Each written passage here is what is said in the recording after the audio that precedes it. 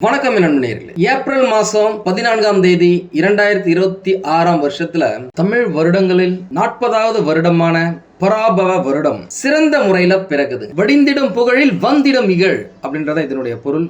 இத பத்தி நான் டீடைலா பின்னாடி சொல்றேன். ஜோதிட ரீதியாக ஆஸ் பர் சயின்டிபிக் அஸ்ட்ராலஜி இந்த புத்தாண்டு சில முக்கிய கிரக மாற்றங்களோட சவால்களோடும் அதே சமயம் பல ராசிகளுக்கு அதிரடி முன்னேற்றங்களோடும் பிறக்க போகுது அப்படின்னு சொல்லாங்க. முக்கியமா இந்த வருடம் பிறக்கும் பொழுது சூரிய பகவான் மற்றும் சுக்கிர பகவான் மேஷ ராசியில இருக்காங்க, மிதுன ராசியில குரு பகவான் இருக்காங்க, சிம்ம ராசியில கேது பகவான் இருக்காரு, கும்ப ராசியில சந்திர பகவான் மற்றும் ராகு பகவான் இருக்காங்க, மீன ராசியில புதன் பகவான், செவ்வாய் பகவான், சனி பகவான் அப்படின்னு சொல்லிட்டு அதி முக்கியமான கிரகங்கள் இருக்கும். இந்த மாதிரியான ஒரு சூழ்நிலையில இந்த தமிழ் புத்தாண்டு பிறக்குதுங்க. உங்க எல்லாருக்குமே நல்லாவே தெரியும், மேஷ ராசிக்கு சூரிய பகவான் வரதுதான் தமிழ் புத்தாண்டு சித்திரை 1 அப்படின்னு சொல்றோம். அப்பேற்பட்ட சூரிய பகவான் சுக்கிர பகவானோட சேர்ந்து இருக்கிறது. சுக்கிரன் அப்படினாலே சுகம், இன்பம், கலைநயம், பணப்புழக்கம், சந்தோஷமா இருக்கிறது அப்படின்னு சொல்லலாம். அவர் கூட சூரியன் இருக்கும் பொழுது இந்த புத்தாண்டு பிறக்கிறது அநேகமான ராசிக்காரர்களுக்கு அற்புதமான அதிகப்படியான நன்மைகளை வாரி வழங்க போகுது அப்படின்னு சொல்லலாம். பொதுவா இந்த குரு பெயர்ச்சி அப்படின்னா குருவை பத்தி மட்டும் பேசுவோம். சனி பெயர்ச்சி அப்படின்னாக்கா சனி பகவானை பத்தி மட்டும் பேசுவோம். ராகு பெயர்ச்சினா ராகு பகவான் மற்றும் கேது பகவான் இவங்களை பத்தி மட்டும் பேசுவோம். ஆனா தமிழ் புத்தாண்டு பலன்கள் அப்படின்னா இருக்கிற அனைத்து கிரகங்களின் பயிற்சிகளையும் சேர்த்துதான் அவர்களுடைய நகர்வுகள் உங்களுடைய ராசிக்கு நல்லது செய்தா இல்லையா அப்படின்னு டீடைலா கணிக்கிறது தான் இந்த தமிழ் புத்தாண்டு பலன்கள். இப்ப நம்ம நேரடியா பலன்களுக்கு போயிடலாம். முக்கியமா இந்த வருஷத்துல இப்பதான் ரீசெண்டா சனி பகவான் பெயர்ச்சி ஆனாரு. வைகாசி மாசம் ஜூன் மாதத்துல தொடக்கத்துல குரு பகவானுடைய பெயர்ச்சி வரப்போகுது. கார்த்திகை மாதத்துல ராகு மற்றும் கேது பகவான்களின் பெயர்ச்சி வரப்போகுது. இதுல ராகு மற்றும் கேது பகவான் உங்களுக்கு என்ன செய்ய போறாங்க, குரு பகவான் என்ன செய்ய போறாரு, ஏற்கனவே பெயர்ச்சியான சனி பகவான் என்ன செய்ய போறாரு அப்படின்றத பார்த்தலாமா. ரிஷபராசியை பொறுத்த வரைக்கும் பாத்தீங்க அப்படின்னாக்கா இந்த பராபவ வருஷத்துல தொழில் மற்றும் வியாபாரத்துல நல்ல லாபம் கிடைக்கும். குடும்பத்துல ஏகப்பட்ட சுப நிகழ்ச்சிகள் நடக்கும். புதிய முதலீடுகள் செய்ய உகந்த காலகட்டம்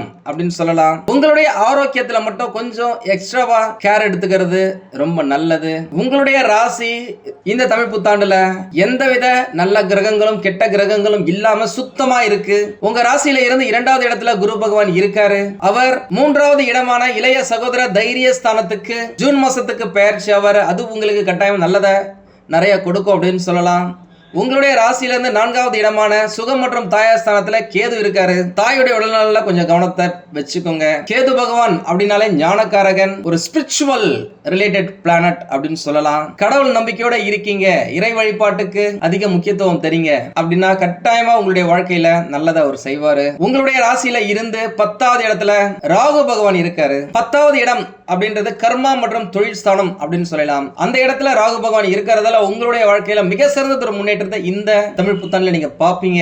அவர் அந்த இடத்திலேயே இந்த வருட இறுதி முக்கியமா கார்த்திகை மாசம் வரைக்கும் இருக்காரு. அதுக்குள்ள உங்களுடைய வாழ்க்கையில உங்களுடைய தொழில உங்களுடைய வேலையில ஒரு நல்ல முன்னேற்றத்தை நீங்க பார்த்து தீர்வீங்க. அதுல எந்த மாற்றமும் இல்ல. 11வது இடத்துல மூத்த சகோதரர் மற்றும் லாபஸ்தானத்துல புதன் பகவான், செவ்வாய் பகவான் மற்றும் சனி பகவான் 3 பேருமே இருக்காங்க. இதுவும் உங்களுக்கு ஆடட் அட்வான்டேஜ் அப்படின்னு சொல்லலாம். 12வது இடத்துல சூரிய பகவான் கூடிய உங்களுடைய ராசிநாதன் சுக்கிர பகவான் இருக்கிறது உங்களுக்கு உங்களுடைய வாழ்க்கையில இதுவரைக்கும் நீங்க பார்க்காத பல நல்ல விஷயங்களை அனுபவிக்க போறீங்க. கேட்காத பல சுப செய்திகள் நீங்க கேட்க போறீங்க அப்படின்னு சொல்லலாம். ஏகப்பட்ட வளர்ச்சி இருக்குங்க. எல்லா விஷயத்திலுமே மரியாதையில வளர்ச்சி, பணத்துல வளர்ச்சி, புகழில வளர்ச்சி, இப்படி ஏகப்பட்ட வளர்ச்சி உங்களுடைய வாழ்க்கைய முன்னேற்றி உங்களை திக்குமுக்காட வருஷமா இந்த வருஷம் அமையுங்க. உங்களுடைய சொல்வாக்கு செல்வாக்கு அதிகரிக்கும். முக்கியமா ரிஷபராசிக்காரர்களுக்கு இந்த தமிழ் புத்தாண்டு சரியான நேரத்துல எதா இருந்தாலும் சரி அதை கதை கச்சிதமா முடிச்சு அதன் மூலமா நல்ல பலன்களை பெறும் ஒரு ராசிக்காரர்கள் அப்படின்னு சொன்னா அது மிக ஆகாதுங்க. 4 பிளானட்டுமேங்க,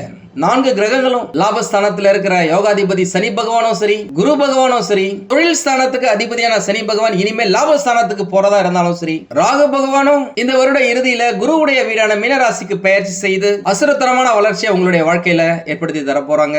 வேலையில முன்னேற்றமா இருக்கட்டும், படிப்புல முன்னேற்றமா இருக்கட்டும், தொழில முன்னேற்றமா இருக்கட்டும், உங்களுடைய வாழ்க்கையில முன்னேற்றமா இருக்கட்டும், ஏகப்பட்டது நடக்க போதுங்க. திருமணம் ஆகாதவர்களுக்கு இந்த தமிழ் புத்தாண்டுல திருமணம் நடக்கிறதுக்கு வாய்ப்புகள் நிறைய இருக்கு. நிறைய பேருக்கு டிவோர்ஸ் வரைக்கும் போயிட்டு போயிட்டீங்க அப்படின்னவங்களுக்கு எல்லாம் மறுமணம் நடக்கிறதுக்கான வாய்ப்புகளும் நிறைய இருக்கு. என்கிட்ட பேசின நிறைய ரிஷபராசிக்காரர்கள் ஏதோ ஒரு பிரச்சனையால பிரிஞ்சுட்டாங்க, அதுக்கப்புறமா திருமணமே நடக்கல, நிறைய வருஷங்களா நான் வரன் பார்த்துட்டு இருக்கேன் அப்படின்னு சொன்னவங்களுக்கு எல்லாம் இந்த வருஷத்துல மறுமணம் நடக்கிறதுக்கான வாய்ப்புகள் நிறைய இருக்கு. ஏன்னா நான் ஏற்கனவே சொல்லி இருக்கிறேன், ராகு பகவான் குருவுடைய வீட்டுல உட்கார்றது, குருவுடைய பார்வை உங்களுடைய ராசிக்கு இருக்கிறது, சனி பகவான் எப்பயுமே இருக்கும் இடம் சிறப்பு அப்படின்றதால அந்த இடம் நல்ல விருத்தியை தரும் இடம் அப்படின்றதால திருமணம் குழந்தை பாக்கியம் கிடைக்கிறதுக்கு ஏகப்பட்ட வாய்ப்புகள் இருக்கு. அதிர்ஷ்டமான நிறங்கள் அப்படின்னு பார்த்தாக்கா வெள்ளை, நீலம், மஞ்சள், பர்பிள், பிங்க். அதிர்ஷ்டமான திசைகள் தெற்கு, தென்கிழக்கு, வடமேற்கு அப்படின்னு சொல்லலாம். அதிர்ஷ்டமான எண்கள் 6, 7, 1. பரிகாரம் அப்படின்னு பார்த்தாக்க வியாழக்கிழமைகள்ல விநாயகர் வழிபாடு செய்து அருகம்புல் மாலை சாட்டி தேங்காய் எண்ணெய்